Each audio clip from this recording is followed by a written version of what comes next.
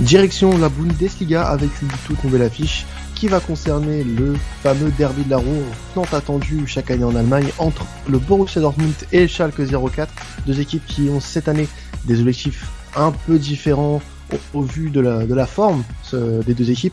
Bienvenue dans le temps additionnel, vous l'aurez compris, on va parler de l'un des matchs les plus chauds en termes de contexte vraiment géographique. Dortmund-Schalke, c'est vraiment un derby très très intéressant, ça on peut le comparer peut-être à Lyon-Saint-Etienne en France, mais en tout cas c'est un derby qui va être très animé sur le terrain et également normalement dans les tribunes en temps normal, mais là ça sera sur les réseaux que ce sera plutôt animé. On va avoir la chance d'avoir un supporter du Borussia Dortmund puisqu'on l'a déjà eu dans cette émission, c'est Maxime. Salut à toi Maxime. Salut les gars, bonsoir tout le monde. Donc Maxime, tu vas en tant que supporter du Borussia, mais aussi en tant que supporter du foot allemand, tu vas nous aider un petit peu à y voir plus clair dans cette rencontre, nous expliquer un petit peu cette rivalité. Donc bon, elle est surtout issue de la géographie, hein, tu ne diras pas le contraire, parce qu'on l'appelle le derby de la Ruhr, tout simplement parce que les deux équipes viennent de la même région. Toi, chaque année, à l'approche de ce derby, qu'est-ce que ça te fait, qu'est-ce que ça te provoque ce genre de match? Ah bah moi déjà ce genre de match, dès que le calendrier est diffusé par la Ligue, c'est les deux premiers matchs que je regarde en priorité et c'est noté sur le calendrier. Je veux dire c'est le match le plus important et parce qu'il y a beaucoup de supporters ou d'autres fans qui pensent que c'est toujours le match contre le Bayern, mais tout fan de Dortmund, non, c'est le derby contre chaque. C'est le match que tout le monde attend. Bon, en fonction de la conjoncture actuelle, ça va être un derby un peu différent, mais on l'attend tous et puis on veut la gagne à la fin comme chaque année. Alors, tu l'as dit, la conjoncture actuelle fait que le derby est un peu particulier, donc notamment dû à la pandémie de Covid-19, mais aussi dû, comme je l'ai dit en début d'émission, aux deux chemins que prennent les équipes actuellement. On va plus le Borussia Dortmund prendre un chemin, on va pas dire royal, mais du moins au sommet de la Bundesliga depuis maintenant plusieurs années, avec notamment de très belles perfs en Coupe d'Europe, et Schalke qui au fil des années, a un peu plus de mal. Alors, de ton côté, est-ce que tu sens que le derby perd en intérêt malgré cette proximité géographique au niveau des deux équipes? Est-ce qu'on n'a pas un trop gros écart un trop gros écart, pardon, pour que le derby gagne en intérêt? Non, je pense pas. Ça reste un derby. Quand on regarde les derniers résultats, c'est quand même assez mitigé. Des victoires de Dortmund, des victoires de Schalke, des matchs nuls. Après, c'est ces deux clubs qui sont quand même qui sont même à l'opposé. Je veux dire, Dortmund est quand même sur un niveau supérieur et avec un board beaucoup plus important et impliqué et dans son choix de recrutement. Tandis qu'à Schalke, ces dernières années, c'est plus compliqué. Il y a eu des mauvais choix de joueurs, des ventes qui sont mal passées et puis bon, voilà, il y a la conjoncture aussi qui fait qu'ils sont au bout du gouffre. C'est assez compliqué pour eux actuellement. Alors, on a déjà eu l'occasion de t'avoir cette saison pour nous parler un petit peu du Borussia. Alors, je sais que c'est le club ennemi, mais je pense que tu as un petit peu suivi ce qui se passe de l'autre côté de la région. Est-ce que Schalke a, en parlant mercato, est-ce que Schalke a fait un bon mercato cet été, selon toi? Alors après, honnêtement, c'est vrai que je suis pas trop le club adverse. Je regarde vite fait Mhm, les informations, mais mais après de ce que j'ai vu, ça a été un mercato assez léger et mhm. ils ont plus vendu que acheté parce que bon, faut le dire, hein, les caisses à Schalke sont vides. Oui. Ça a été même cet été à deux doigts de poser le bilan et que ce club meure. Après voilà, je veux dire, en tout fan de Dortmund, c'est pas ce qu'on veut. Je veux dire, on veut voir quand même ce derby tous les ans et c'est vrai que ça Ouais, serait c'est ça. dommage. Vous détestez, mais vous voulez pas la mort de l'autre, quoi. C'est ça, c'est le match, comme je te le disais tout à l'heure, le plus important de la saison. Et je veux dire, ça aurait plus aucune saveur, même pour la Bundesliga, depuis avoir ce derby qui pour moi est le derby mondial que tout le monde veut regarder et voir tellement il est chaud. Alors, on le disait, il n'y a pas eu énormément d'arrivées transcendantes du côté de Schalke, dû certainement, pas certainement, et sûr, on va dire sûr et certain, à cause des difficultés économiques qu'a rencontré le club avec cet arrêt brutal qu'a connu la Bundesliga également. Malgré la reprise, Schalke a perdu énormément d'argent. Et il y a eu donc les arrivées de Paciencia en provenance de Francfort pour un prêt payant de 2 millions d'euros.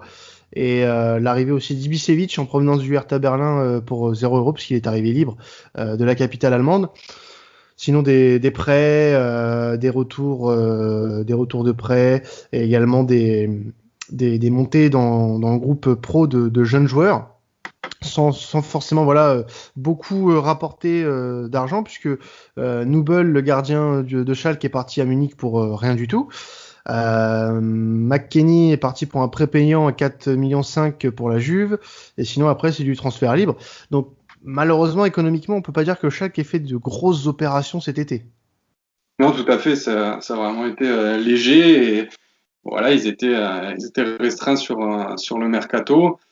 Après, bon, il y a eu le souci aussi de l'entraîneur. Il savait pas comment faire s'il devait entamer la nouvelle saison avec lui. Bon, c'est ce qu'ils ont fait et on a vu que ça a vite tourné court et que David Wagner a été limogé. Mm-hmm.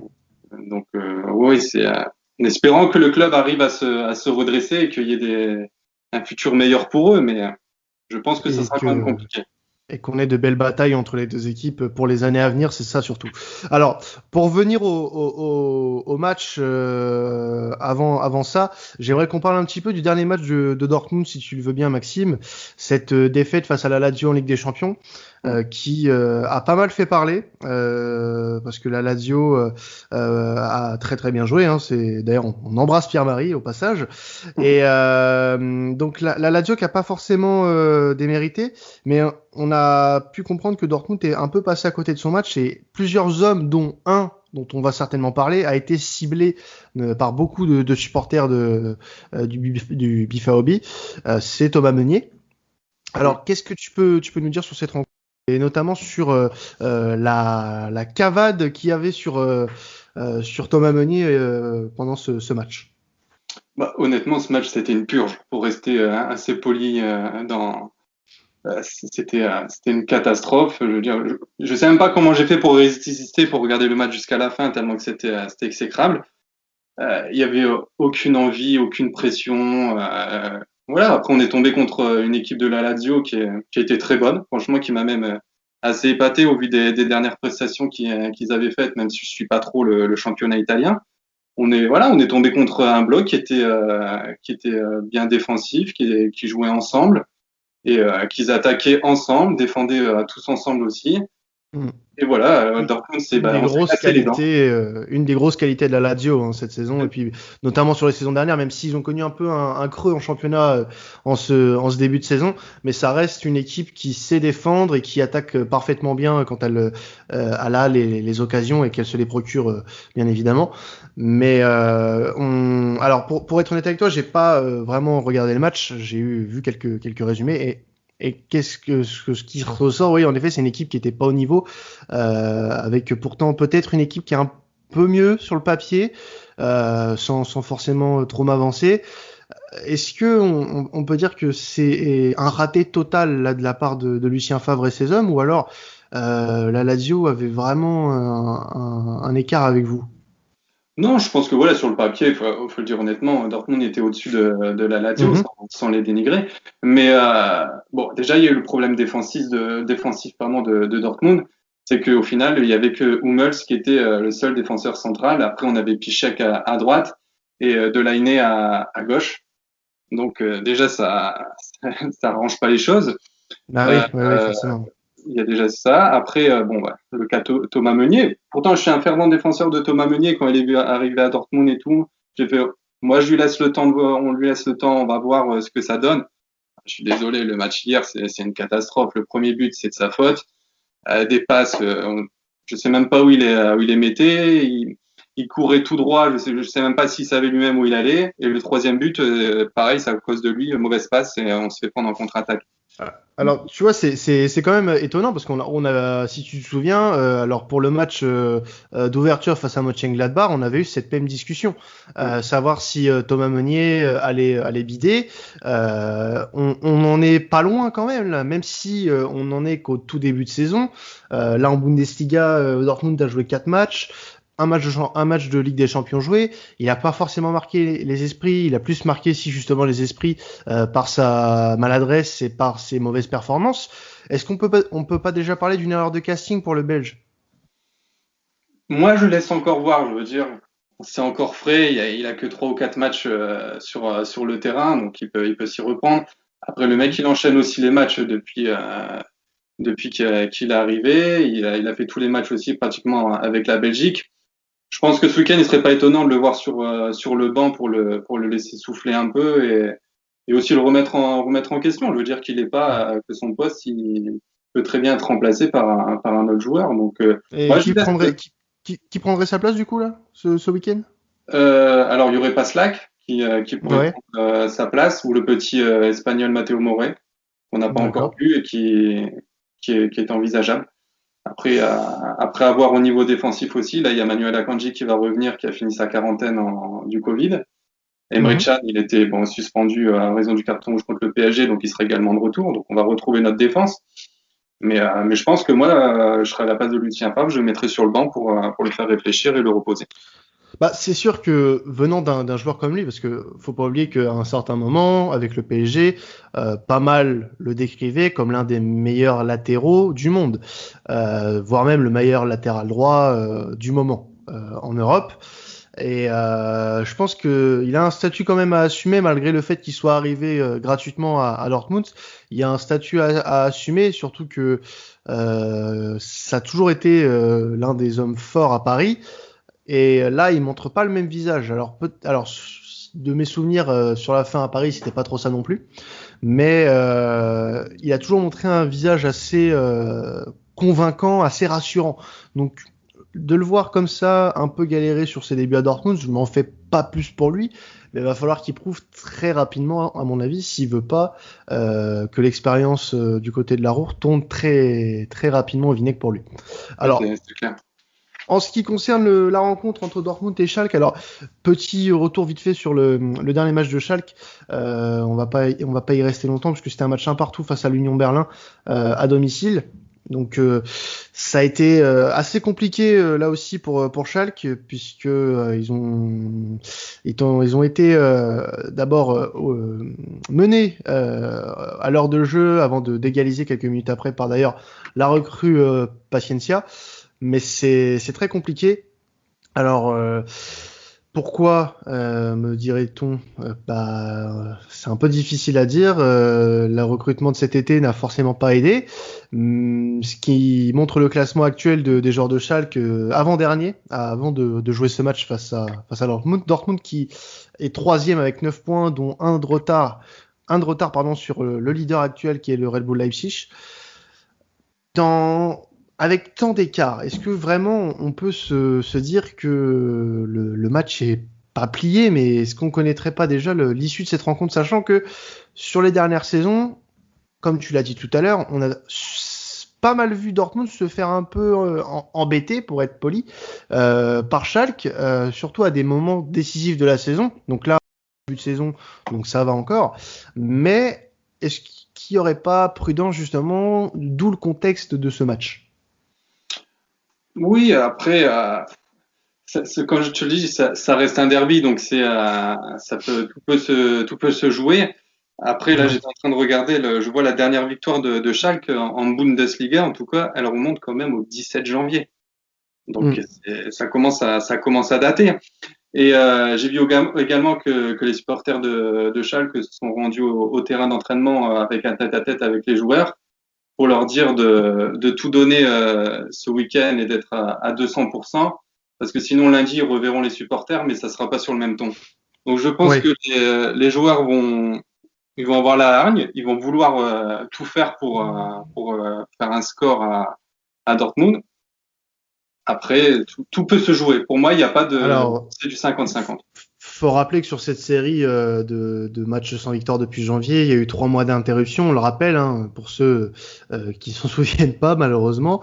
Il y a eu 3 mois d'arrêt, donc le championnat d'Allemagne a repris en juin, par d'ailleurs un Dortmund-Schalke, qui s'était soldé par une victoire de Dortmund assez large, je crois 4-0 si je dis pas de bêtises. Tout à fait. Si ma mémoire est bonne, oui, voilà. Donc les joueurs de Schalke risquent pas sur un très très bon souvenir de cette rencontre, du moins de la dernière rencontre face à Dortmund. Est-ce que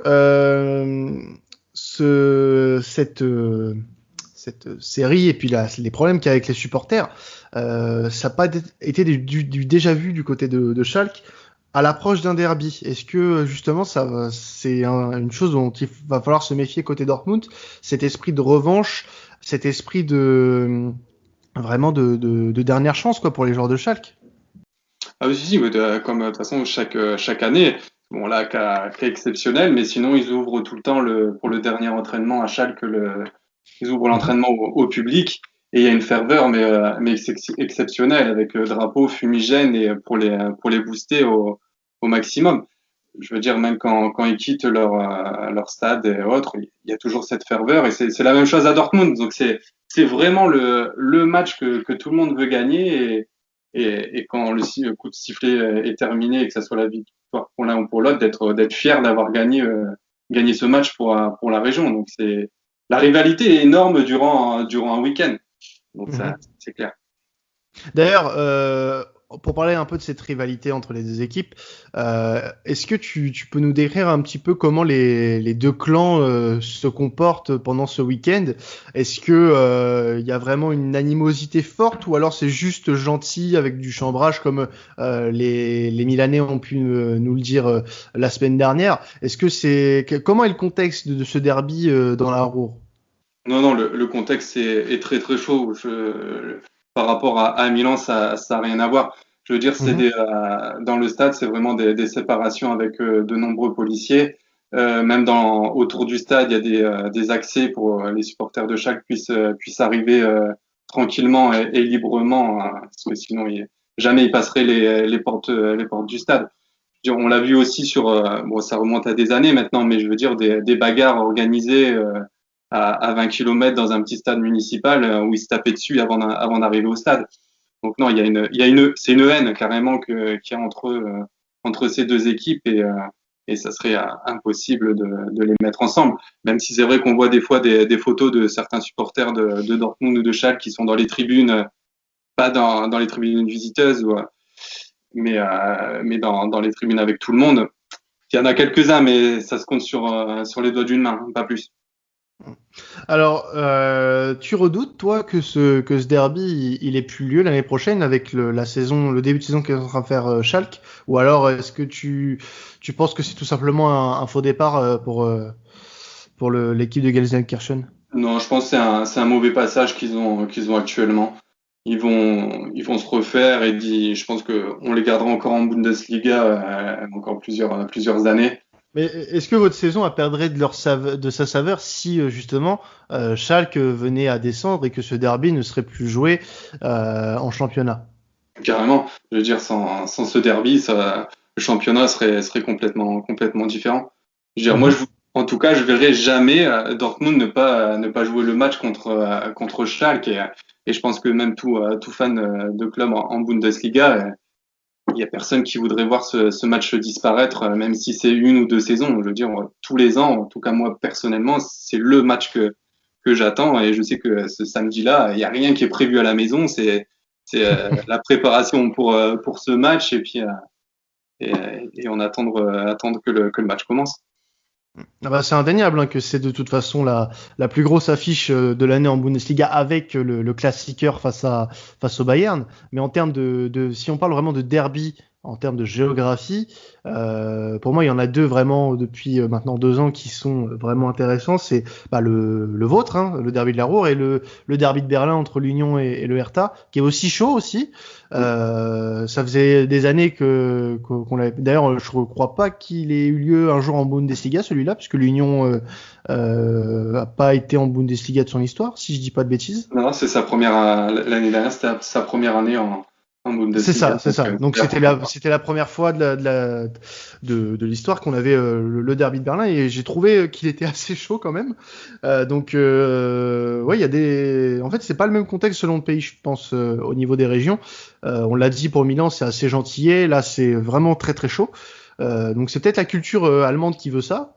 Mais en tout cas, bon, après ça apporte de belles images. Bien sûr, faut rester dans le correct et ne pas en venir à la violence. Ça, c'est que ça reste courtois et il n'y a pas besoin de se battre ou de se taper dessus pour du football. Ça reste du football, et après que le meilleur gagne, mais bon, en espérant une victoire de Dortmund quand même. Je pense que tu m'aurais dit le contraire, ça m'aurait quand même assez étonné, je pense. Erling Haaland, meilleur buteur du club cette saison en Bundesliga avec seulement 2 matchs joués, 4 buts. Il va planter ce week-end ? Je pense qu'il va planter, ouais. Il aime bien jouer. On l'a vu lors du dernier match contre Schalke. Il était déjà buteur. Là, la défaite contre la Lazio, ça va pas l'aider. Donc, il va avoir la hargne. Il va vouloir tout casser une nouvelle fois. Donc, moi, je le vois bien une nouvelle fois buteur ce week-end. Et puis après, voilà, c'est un cyborg, hein, comme j'appelle. C'est une machine. Je veux dire, je sais pas comment il fait tout ça. Quand on voit encore c'est vrai qu'il est épatant. Le but contre la Lazio, c'est une frappe monumentale. Même les filets, ils ont eu du mal à retenir. Donc tellement. Qu'il a le droit de frapper doucement, parce que j'ai l'impression que depuis le début de sa carrière, son but c'est de défoncer les filets. C'est tout en force. Il veut du mal à quelqu'un. Je sais pas. Il se venge sur quelque chose, mais il veut du mal à quelqu'un. Cet homme, il faut l'arrêter de toute urgence, sinon il va faire des blessés. Si t'avais, justement. On est d'accord pour dire que Haaland c'est l'homme fort côté Favre. Si tu avais un homme à redouter côté Schalke, alors même si les points positifs sont pas forcément énormément présents du côté du rival ces derniers temps, si tu avais un nom sur lequel il faudrait vraiment se méfier ce samedi, ça serait qui ? C'est une très très bonne question. Parce que là, j'en ai pas. Au vu de leur effectif, j'en ai pas comme ça.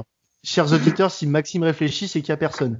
Clairement, il ne redoute personne du côté de Schalke, je vous le dis. Hein, pas besoin de chercher 3 ans, Maxime. Je vois très bien où tu veux en venir. Mais non, perso, il n'y a pas de joueur qui m'impressionne, en tout cas, depuis le début de saison du côté de Schalke. Donc, après, Schalke, en globalité, t'inquiète pas plus que ça, quoi. Non, ça va, ça reste une équipe qu'on sait qu'on peut taper assez souvent tous les ans. Donc bon, après, il y aurait peut-être Benjamin Stambouli, il aime bien ce genre de derby, le petit français, il est toujours assez chaud et il y va de son petit tacle chaque saison. Mais après, en regardant vite fait leur effectif, pas grand-chose qui fait rêver et qui pourrait nous faire peur. Très bien, écoute Maxime, on verra ça ce samedi. Et ce samedi, ça peut être l'occasion de placer vos paris sur ce match entre le Borussia Dortmund et Schalke 04, match qui aura lieu au Signal Iduna Park. Alors, qui va avoir une limite de spectateurs d'ailleurs. Est-ce que tu sais déjà combien de spectateurs pourront voir le match ? C'est 300, il n'y aura pas plus. 300, d'accord. Ouais. Alors, petite question, parce que je ne me suis pas forcément renseigné, il me semblait avoir lu des trucs comme ça. L'Allemagne ne devait pas faire remplir un tiers du stade ou ce genre de conneries ? Alors en fait, ça dépend du taux d'incidence du Covid dans chaque région. D'accord, d'accord. Celui-ci, alors j'ai pas le chiffre en tête, mais quand il dépasse un certain nombre, le décote dans le stade se fait au fur et à mesure. Et là, si je dis pas de bêtises, on est passé dans les 65-70 dans le chiffre qu'ils font du taux d'incidence du Covid. Ouais, je vois. C'est 300 personnes qui peuvent avoir accès au. Donc en fonction de si plus le taux d'incidence est grand, moins de spectateurs il y aura dans le stade. C'est ça. D'accord. Très bien. Donc 300 personnes, tu m'as dit, hein, c'est ça ? 300, c'est ça. Bon, ça va, on n'a pas un huis clos, mais bon, 300 personnes pour un derby, ça va faire mal au cœur. Oui, bah c'est sûr que déjà celui de l'année dernière avait fait mal au cœur avec personne dans le stade. Personne. Mais bon, je pense que faut prendre notre mal en patience, hein, bien sûr, et on va prendre ce qu'on a. Hein. C'est déjà beau de voir du football et qu'on puisse voir ces affiches-là. Malgré tout, ça reste une très belle chose. Alors, pour revenir au pari, donc je vais pas te demander, mais je pense que tu vas miser sur une victoire de Schalke. Oui, tout à fait. Donc Non, non. la victoire de Schalke qui est à 13, hein, bon, je pense que pas beaucoup vont la tenter. 1,21 pour Dortmund, donc ça va être la cote safe à tenter. Sinon, on peut faire parce que bon, l'écart, on le répète, est assez pas énorme, mais non plus, il est quand même assez grand entre les deux équipes. On peut tenter une Dortmund gagne de 2 buts ou plus à 1,53, qui peut être pas mal. Sinon, si tu avais un score exact à nous donner, Maxime. On va rester sur le même score que la dernière fois, un petit 4-0. Oh, le petit 4-0. Ouais. Ça Y a... pourrait être Ouais. envisageable, hein, sachant que c'est une défense assez fébrile et qui sont pas en Mhm. pleine forme, Schalke. Je pense que c'est le moment où il faudra tout donner pour Alors pas leur mettre. 4-0, oui, ça peut être une belle cote à jouer, 8,90 si vous aimez un petit peu les paris à risque. Sinon, au niveau buteur, donc votre meilleur buteur, Erling Haaland, est le mieux placé à 1,50. Je suppose que tu parierais un petit peu dessus. Oui, ou je mettrais aussi, alors je connais pas la cote de Gio Reyna, mais je mettrais peut-être aussi une petite pièce dessus. Alors Gio Reyna, qui est le deuxième meilleur buteur d'ailleurs du club avec 2 buts pour le moment, 3,12 pour Giovanni Reyna. Et sinon, si j'avais un petit conseil quand même, bon, parce que bon, faut quand même en parler.